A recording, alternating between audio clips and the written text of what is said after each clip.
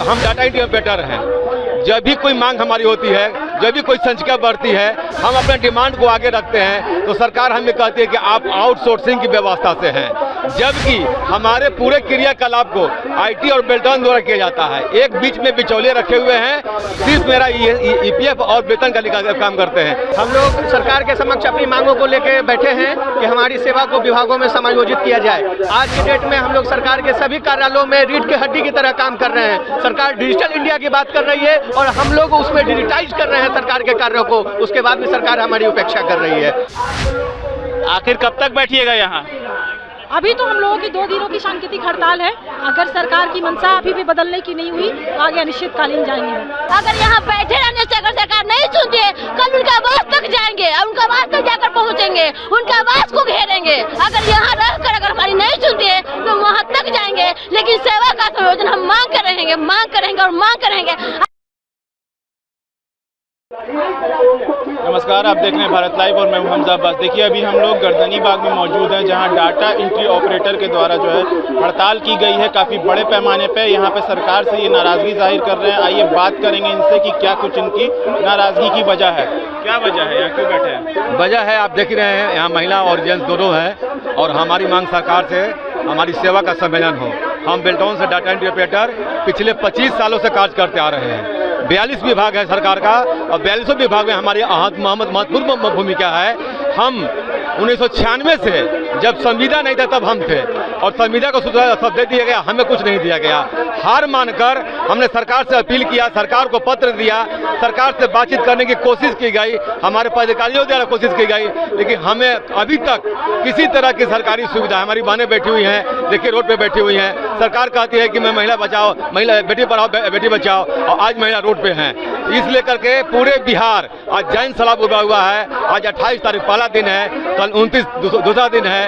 हम इसी तरह से अगर मांग पूरी होती है तो ठीक है, और नहीं पूरी होती है तो आगे का कार्यक्रम तय करेंगे और फिर रोड पे आएंगे और फिर सरकार का काम को बंद करेंगे, ताकि हमारी मांग जब तक पूरी नहीं होती हम अपने संघर्ष को जारी रखेंगे। क्यों सरकार आपकी मांग को पूरा नहीं कर रही? देखिए, सरकार हमारी सेवा, हम डाटा एंट्री ऑपरेटर हैं। जब भी कोई मांग हमारी होती है, जब भी कोई संख्या बढ़ती है, हम अपने डिमांड को आगे रखते हैं तो सरकार हमें कहती है कि आप आउटसोर्सिंग की व्यवस्था से हैं, जबकि हमारे पूरे क्रियाकलाप को आईटी और बेल्टन द्वारा किया जाता है। एक बीच में बिचौलिए रखे हुए हैं, सिर्फ मेरा ईपीएफ और वेतन का काम करते हैं। उसको पिछले करीब 2 साल पहले राहुल सर ने एक चिट्ठी दी सरकार को, 50 लाख रुपया 50 करोड़ रुपया सरकार का हानि था। आज वो पैसा बढ़ के 200 करोड़ हो गया होगा।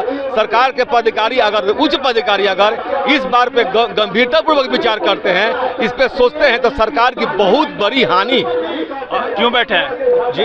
हम लोग सरकार के समक्ष अपनी मांगों को लेकर बैठे हैं कि हमारी सेवा को विभागों में समायोजित किया जाए। आज की डेट में हम लोग सरकार के सभी कार्यालयों में रीढ़ की हड्डी की तरह काम कर रहे हैं। सरकार डिजिटल इंडिया की बात कर रही है और हम लोग उसमें डिजिटाइज कर रहे हैं सरकार के कार्यों को, उसके बाद भी सरकार हमारी उपेक्षा कर रही है। हम लोगों को आउटसोर्स कर्मी कहती है और सारी सुविधाएं से वंचित रखती है। ये कहाँ का न्याय है माननीय मुख्यमंत्री जी? हम लोग आप मीडिया कर्मी के द्वारा अपनी आवाज को सरकार तक पहुँचाना चाह रहे हैं कि सरकार न्याय के साथ विकास की बात करती है, तो फिर हमारे साथ अन्याय क्यों? हमारी सेवा को विभागों में समायोजित किया जाए। देखिए, हमारे साथ कुछ महिलाएं हैं पीछे जो बैठी हुई हैं। देखिए किस तरह से यहाँ महिलाओं ने भी हड़ताल किया है। बहुत बड़ी तादाद में महिलाएं बैठी हुई हैं और कह रही हैं कि आउटसोर्स के माध्यम से जो बहाली हो रही है उससे हम लोगों को काफ़ी तकलीफ हो रही है और हम लोग का समायोजन कराया जाए। देखिए कुछ महिलाएं हमारे साथ, जिनसे हम बात करेंगे। क्या हुआ, क्या दिक्कत आ रही है?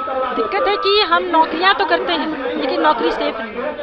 कहने का है कि हम नौकरी करते हैं, सरकारी विभाग में नौकरी करते हैं, लेकिन किसी तरह से हम लोग सुरक्षित नहीं है। ना महिलाओं की तरह हम लोग को ना सामान्य कार्य के समान वेतन दिया जाता है, ना समान पद दिया जाता है, ना समान वैल्यू दिया जाता है। सरकार को ये समझना चाहिए कि हम लोग निरक्षर वर्ग से नहीं, एक साक्षर वर्ग से आते हैं और आपने हमें एक सरकारी ऑफिसों में एक पद दिया है, फिर भी आप हमारे साथ ये दोहरी नीति अपनाते हैं कि एक को सरकारी नीतियों के साथ सारी सुविधाएं देते हैं और एक को आउटसोर्सिंग की एक गाली की तरह से धब्बा के अनुसार अपने देते हैं। ये कौन सी सरकार की नीतियां हैं, मुझे ये समझ में नहीं आती। सरकार क्यों ऐसा दोहरा जो है चेहरा दिखा रही है आप लोग को? शायद सरकार को ये समझ में नहीं आता हो कि या फिर सरकार अपना पैसा बचाना चाहती है, लेकिन सरकार को शायद ये समझ में नहीं है कि सरकार हम इंसानों को एक समान बना करके रख दिया गया है। सरकार सिर्फ सरकार की नीतियों की वजह से वो हमारा शोषण करती है और हमारे संवर्ग को आउटसोर्सिंग के नाम पे हमारे साथ धोखा होता है। आखिर कब तक बैठिएगा यहाँ? अभी तो हम लोगों की 2 दिनों की सांकेतिक हड़ताल है। अगर सरकार की मंशा अभी भी बदलने की नहीं हुई तो आगे अनिश्चितकालीन जाएंगे हम। कहाँ तक जाइएगा अगर सरकार आपकी मांगों को पूरा नहीं करेगी? नहीं पूरा करेगी तो दिल्ली सरकार तक जाएंगे, दिल्ली सरकार तक भी जाएंगे। और फिर उसके बाद ये सोच रहे हैं कि हमें सरकार के तहत लेंगे, हम अपने आप को सेंट्रल के तहत ले लेंगे। आप समझ लीजिएगा कि आप क्या करिएगा नहीं करिएगा। उसके बाद हमारी सारी चीज योजनाएं सेंट्रल के तहत चलेंगी। आप समझिए कि क्या करेंगे। क्यों बैठी हैं यहाँ? हम लोग अपने सेवा का समायोजन चाहते हैं, ये इसीलिए यहाँ पे हम लोग 2 दिन बैठेंगे। आज भी बैठे, कल भी बैठेंगे, और अगर 2 दिन में मांगे पूरी नहीं होती है तो निश्चित कल हड़ताल करेंगे।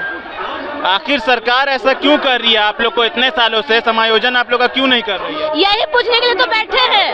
हम क्या अभी बताएं, अब सरकार से पूछेंगे कि हमारे साथ ऐसा क्यों कर रही है। अपने जो उन्हीं की जगह पे काम कर रहे हैं, सरकारी संस्था में काम कर रहे हैं, सरकार के करीब में काम कर रहे हैं, प्रधान सचिव के करीब में है, खुद सीएम सेक्रेटरीट में है, राज्यपाल भवन में, सब जगह हम लोग हैं। फिर भी सरकार हम पे ध्यान क्यों नहीं दे रही है? उनकी अहम भूमिका में हम लोग हैं, हमारे बिना कोई कार्य उनका नहीं होगा, फिर भी क्यों नहीं हमारा सुन रही है सरकार? यही पूछना है, इसीलिए हड़ताल कर रहे हैं और इसीलिए निश्चित काल तक भी जाएंगे। उससे भी होगा तो और भी बहुत कुछ करेंगे। अगर यहाँ बैठे रहने से अगर सरकार नहीं सुनती है, कल उनका आवास तक जाएंगे और उनका आवास तक जाकर पहुँचेंगे, उनका आवास को घेरेंगे। अगर यहाँ रहकर अगर हमारी नहीं सुनती है तो वहाँ तक जाएंगे, लेकिन सेवा का समायोजन हम मांग कर रहेंगे, मांग करेंगे और मांग करेंगे। इस बार लेकर ही रुकेंगे, चाहे जो कुछ करना पड़े।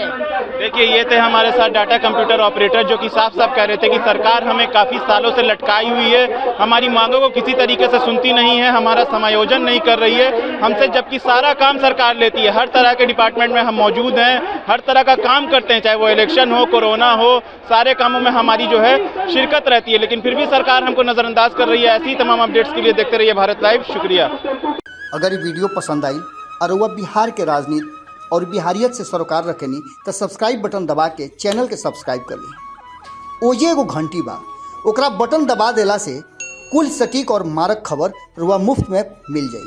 अगर रुआ पत्रकारिता के हमनी के नया प्रयोग में सहयोग कर चाहतानी तो ज्वाइन बटन दबा दी। पेटीएम नंबर नोट कर ली 9386816700। धन्यवाद।